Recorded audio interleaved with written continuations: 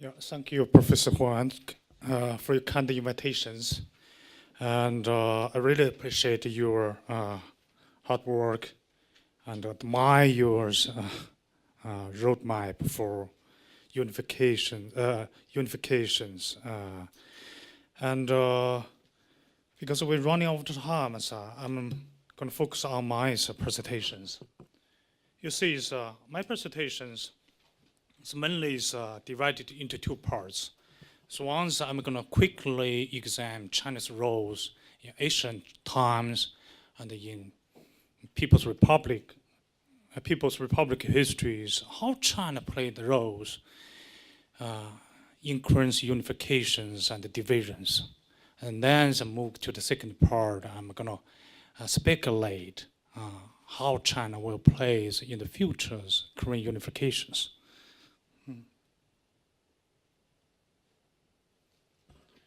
You'll see is in the past 1,500 years, China had played a very important role in current unifications and divisions for a number of reasons. Number one, China's current immediate neighbors, and unfortunately, China is a giant neighbor. So in ancient times, China painstakingly cultivated so-called tributary systems, in which China occupy central positions based on China's superiorities in economic, in political, and also in China's cultures.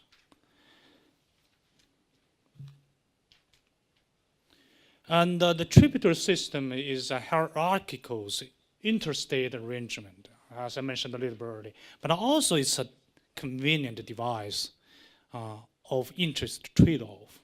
The state on China's peripheries pay their tribute on regular basis and demonstrate their submission to China's emperor in exchange for a number of things.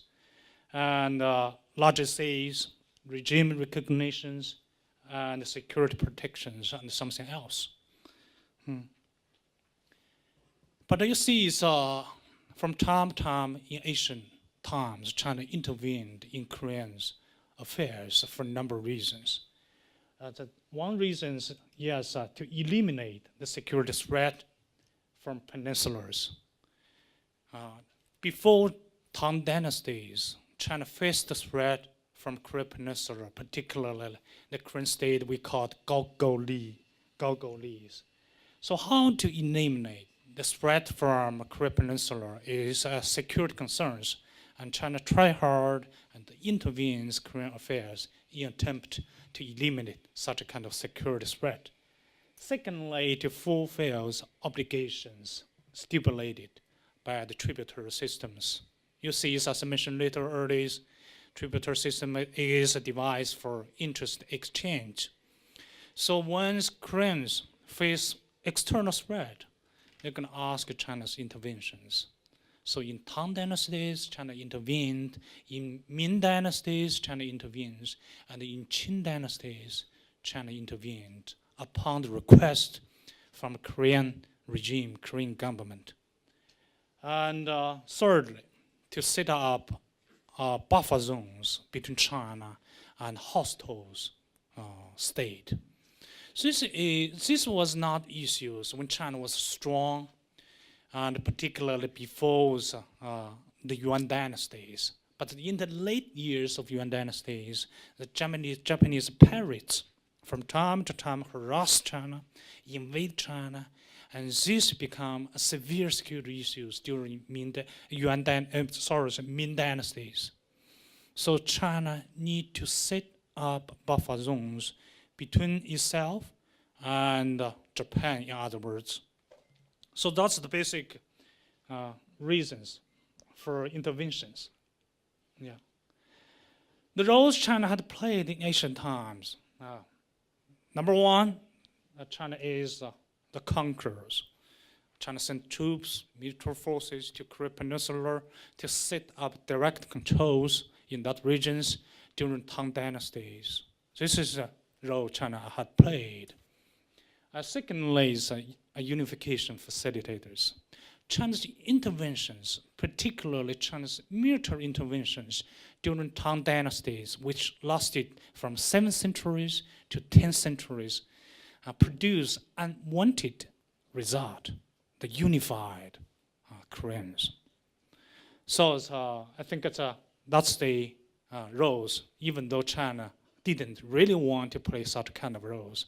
But as a matter of fact, China's interventions promote Koreans' unifications. Third, security protectors. As I mentioned a little bit early, in Tang dynasties, in Ming dynasties, and also Qing dynasties, China sent military forces to counterattack, to oppose Japanese military forces on Korean peninsulas.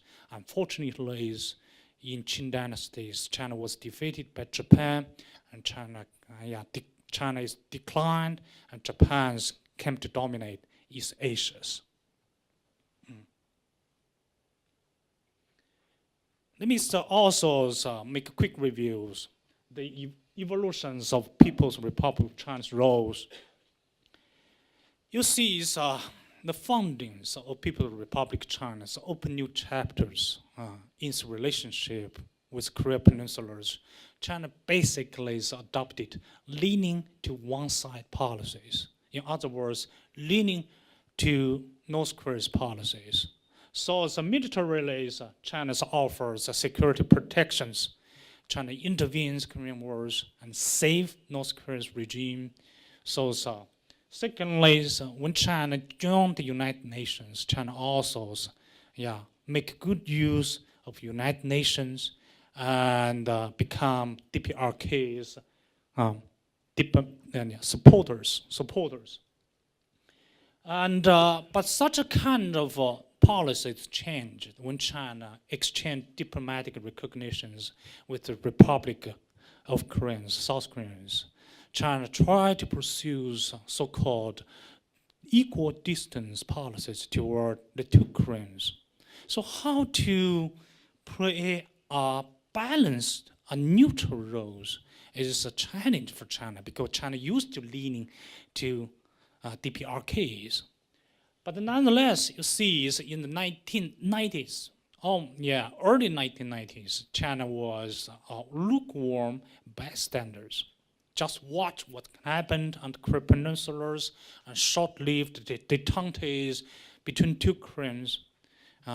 Since China's relations with DPRK plunged to a freezing point, so China's influence over the DPRKs dropped to the minimum.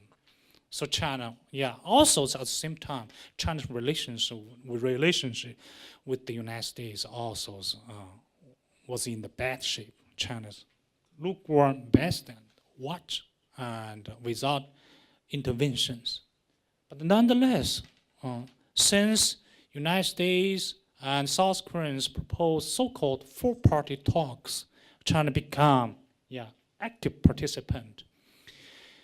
In that little bit 3-year-long four-party talks, China proposed a number of principles, guiding principles, how to establish permanent peace mechanism on Korean Peninsula, and how to reduce tensions on Korean Peninsula. China made enormous proposals and norms. After the second Korean nuclear crisis, China began to host so-called six-party talk.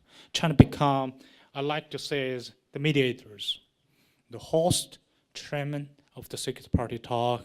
And the six-party talk is also a multilateral platform designed to address 3 interconnected outstanding problems. One is North Korea's nuclear issues. Second, permanent peace mechanisms. Third, normalizations of DPRK's relationship with the United States and other Western countries. So that's the big change. But how to, because this is the seminars mainly focus on China's roles on Korean unifications, particularly in the futures. It's hard to speculate detailed points, but I like to offer three scenarios in which China could place. The lowers expectations. China will be a non-intervener and also non-obstructionist for a number of reasons. Number one, as Professor Huang mentioned, the Korean unifications is the business of all Koreans. So Korean people need to be the master of the final destinies. They're supposed to make their initiative play a leading role.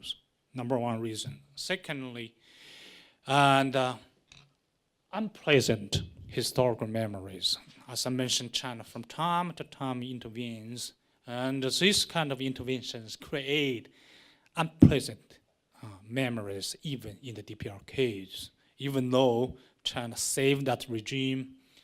And third, historical lessons.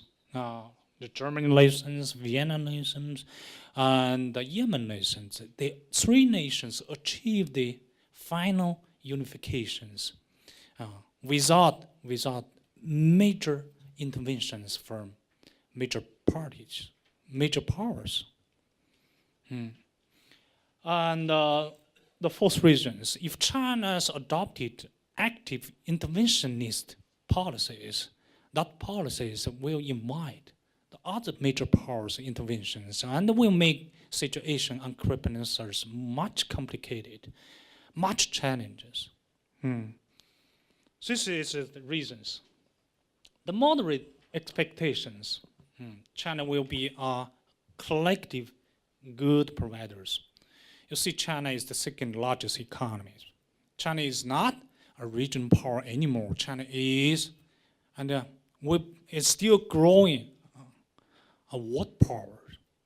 So how to behave as a world power, responsible power, and that's the big challenge for China. So I think it's as a way to behave in a responsible ways, China needs to offer collective goods to the region, to the world. And there's a number of things actually China can do in social aid with Koreans unifications. Number one, build new type of major power relationship. Major country relationship, sorry, since not major power relationship. This is the formulas Chinese leader Xi Jinping's give out to address the challenges on China and the United States relationship. So how to manage the most important bilateral relationship between China and the United States? I think that's the fundamental challenge. If two countries could manage well their relationship, that would be a great contributions to the stability on Korean Peninsula and to facilitate unifications on Korean Peninsulas. And second, let's settle the territorial disputes by peaceful means. By peaceful means. Seemingly, you see China engaged in territorial dispute with a number of countries, include Japan, Philippines, and Vietnam. And seemingly China, according to some observers, China willing to use or threat to use military force to settle the issues. But I think as a responsible stakeholder in these regions, and I think it's very important for China to seek solutions to the territorial dispute by peaceful means. And this behavior actually could also perceived as providing collective good. And the third point, the promoting denuclearizations of Korean peninsulas. But some Korean scholars like to emphasize denuclearizations of DPRKs. And as Professor Huang's, his conclusion mentioned, North Korea's nuclear issues must be addressed before the final unification could be achieved on Korean peninsulas. And China's top leader, Xi Jinping, made a decision to address these issues in a serious ways. And I think it's, China could not walk away and ignore these issues. So the solutions of North Korea's nuclear issues actually will be contribute to the final unification of Korean peninsulas. The third, the peacekeepers. The peacekeepers doesn't necessarily mean the peacekeepers in East Asia. I think it's the peacekeepers means if something happened on Korean Peninsula, such as large scale chaos took place on Korean Peninsula, China would willing to play a larger roles to maintain the peace. And last point, stabilize financial and trade market. China is now the hub of the trade, not only in East Asians, but also in the world. And also at the same time, our second largest economy, China embrace proactive policies to internationalize China's currencies. So such kind of efforts will cause repercussions across the world. How to stabilize financial and trade market is something China needs to think hard and try to offer collective goods. And the last point, the high expectations, active interveners.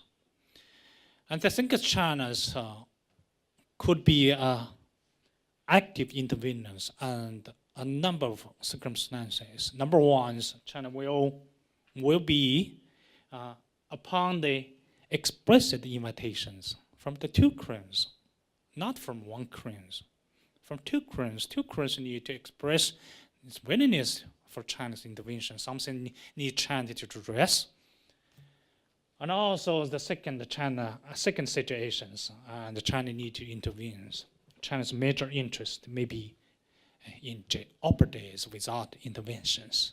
For example, massive chaos erupted in the DPRKs, massive refugees rushed to China, and also China's interest in the DPRKs, the properties and human being safeties are in jeopardies. China will intervene, and nuclear weapons may fall into the wrong hands. And at the extreme circumstances, China need to intervene, and China just cannot sit and watch with folded hands. And I think as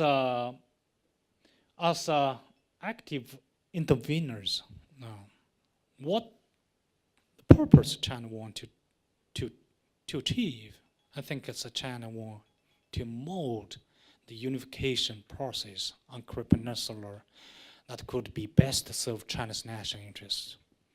I'm going to stop here. Thank you.